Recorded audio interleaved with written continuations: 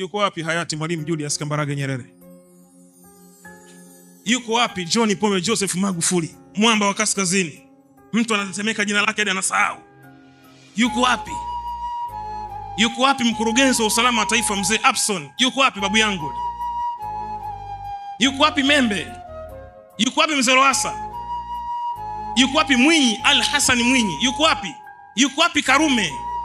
Hamna kwenye familia yenu, hamna aliyekufa Kakuma.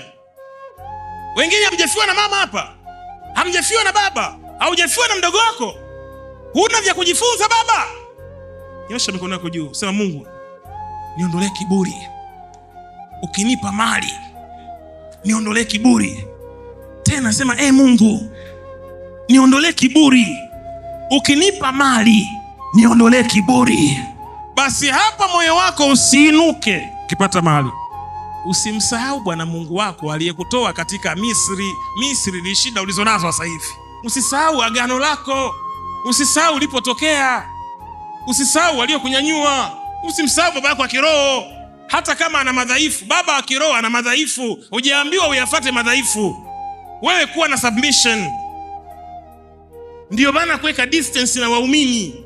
Kuna madhaifu mkiyaona kwetu, imani zenu zitafanya zitakufa.